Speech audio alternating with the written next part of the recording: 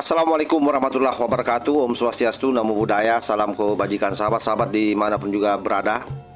Selamat pagi menjelang siang sahabat ya. Gatot Nurmantio, salah seorang mantan Panglima TNI yang pernah dipensiunkan secara dini oleh Pak Jokowi. Ya pasti karena kredibilitasnya tidak bagus sahabat.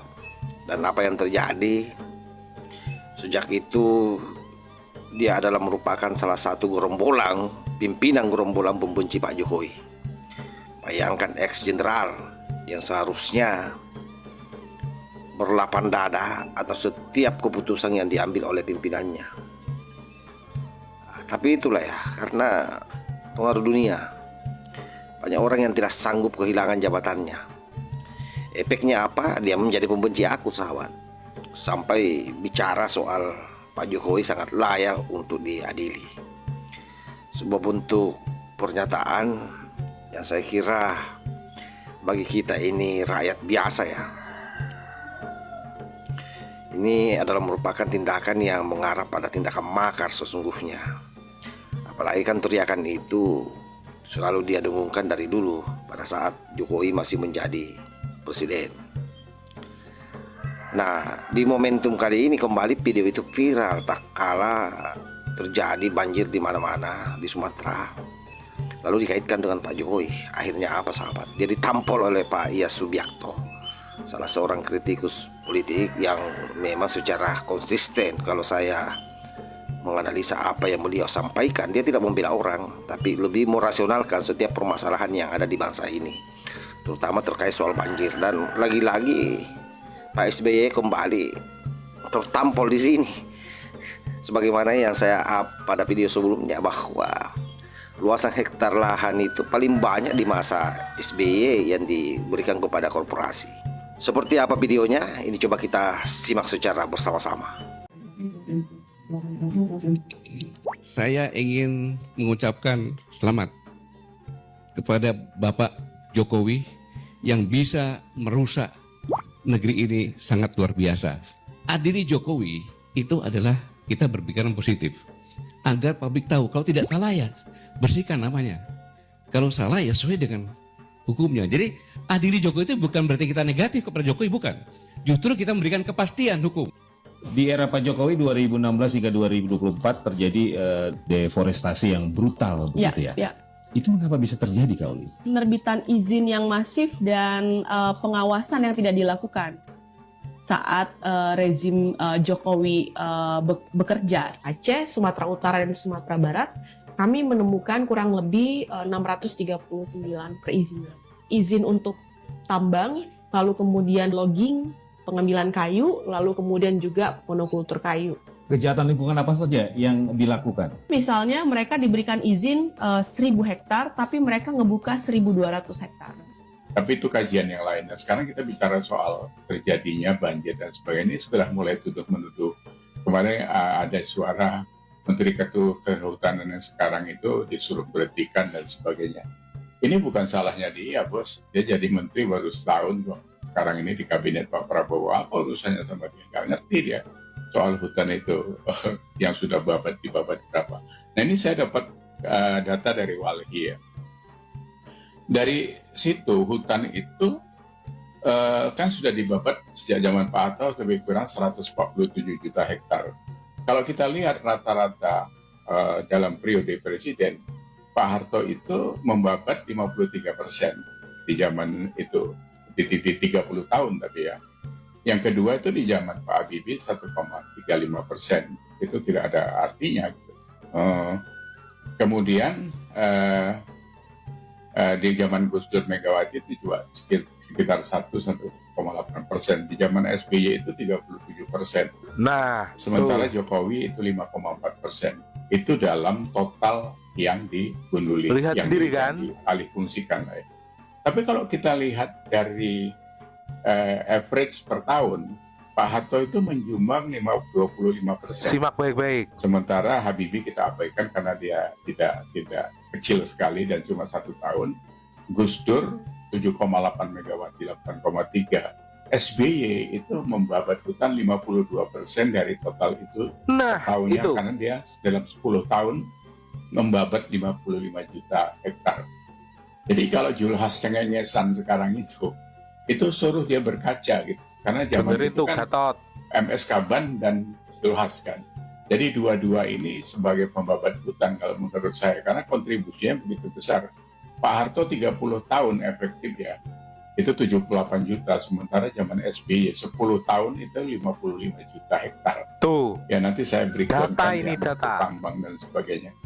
Sementara Jokowi itu cuma di posisi 7,5% saja, 7,5 juta, ya 7,5% dari total itu. Artinya selama 10 tahun Pak Jokowi itu yang paling mengerem pembabatan hutan, karena di zaman dia itu totalnya tuh sekitar 27,9 juta hektar itu berbagai fungsi. Nah kalau kita lihat apa saja yang terjadi di situ, itu di kelapa sawit.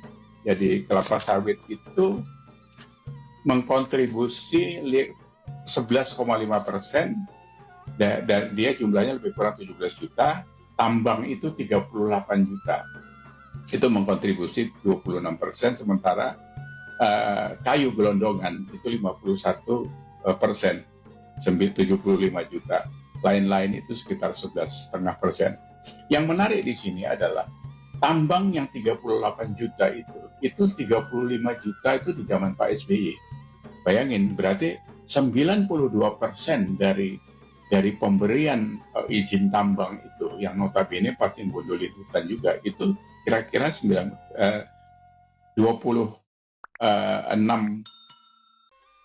juta, 38 juta itu menjadi 26%.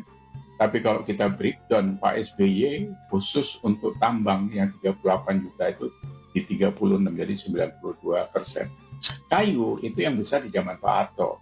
Jadi kalau kita lihat ada Prayogo Pangestu, Sukanto Tanoto dan sebagainya, itu pemain-pemain hutan di zaman Pak Harto. Mereka sekarang sudah kaya-kaya, sudah tinggal di Singapura, sudah punya perusahaan-perusahaan lain.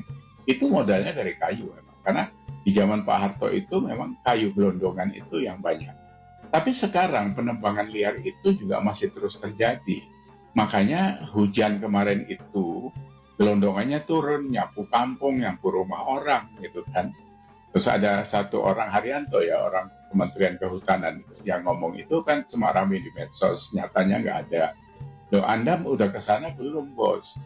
Ngelihat ke lokasi apa yang terjadi, ikutlah sama TNI, bapak-bapak TNI dan polisi yang memberi bantuan itu. Anda jangan nongkrong di Jakarta terus pakai remote control ngomong itu cuma di media saja. Kalian ini saya bilang itu semua kementerian ini kayak lambe turah, ngomong saja nggak pakai data gitu kan. Mbok ngaca sedikit lah. Kalau nggak bisa kerja lu mundur aja gitu, jangan buat susah orang. Ya, jadi ini fakta kok. Nah sekarang dianalisa sendiri. Nah kedepannya ini mau diapain gitu maksud saya. Jadi nggak usah diributin. Sekarang itu yang perlu dikirim ke sana ya dana bantuan apa kayak kemarin sampai terjadi penjarahan dan sebagainya, itu karena memang apalagi perut sudah kosong, duit tidak ada, rumah pun hilang. Ya ada makanan di depan ya diambil duluan, itu urusan belakang. Saya setuju dengan itu walaupun itu perbuatan ya sebenarnya melanggar norma-norma yang kita yakini mana yang baik, yang mana yang tidak. Tapi kalau sudah keadaan seperti itu kan nggak bisa bilang apa-apa. Nah ini yang harus terus apa ya? Saya nggak tahu lah kalian itu. Ini menjadi contoh-contoh buruk lagi kalau kita bicara soal ini. Jadi apapun yang dilakukan oleh Pak Jokowi, semua serba salah di mata mereka, sahabat. Apalagi kalau ada memang masalah yang terjadi di negeri ini, semua langsung disandarkan kepada Pak Jokowi. Jadi yang salah Pak Jokowi, pokoknya apapun itu. Andai kan ada juga kerumunan orang, lalu ada Pak Jokowi di tengah-tengah kerumunan itu, dan ada orang yang kontut, maka Pak Jokowi juga yang kontut. Tanpa ada verifikasi, tanpa ada bukti. Padahal mereka-mereka ini bukan orang bodoh-bodoh amat. Bayangkan secerdas Gatot Nurmantio pun. Ya tapi itulah ya, kalau semua didasari atas dasar kebencian. Makanya kebencian itu memang harus menjadi musuh bersama sebenarnya di dalam diri kita. Harus dilawan nafsu, terutama nafsu ya. Karena itu juga pesan baginda Nabi, bahwa ada musuh terbesar dalam diri kita, dan itulah yang harus kita lawan. Oleh karena itu orang-orang ini semua cuma usianya yang tua. Gatot Nurmantio ini cuma pangkatnya saja yang pernah besar. Tapi kalau dari sisi kapasitas, aduh jauh lah. Tidak membayangkan saya seorang mantan jenderal ya berpikiran picik seperti ini. Lagi-lagi karena dendam. Jadi hampir seluruh orang yang memusuhi Pak Jokowi itu mereka adalah akumulasi dari dendam masa lalu yang tidak berkesudahan. Sudah dipecat, lalu kemudian mencoba melawan, tapi tidak pernah berhasil menahan sahabat. Itulah yang terjadi hari ini. Karenanya memang seluruh narasi-narasi mereka ya, sekali lagi saya mohon maaf Pak Gatot ya, harus direbonding, harus diluruskan. Sebab kalau tidak ini merusak anak bangsa. Karena dia menjadi contoh yang tidak baik bagi generasi kita. Nanti ditiru-tiru kan tidak bagus.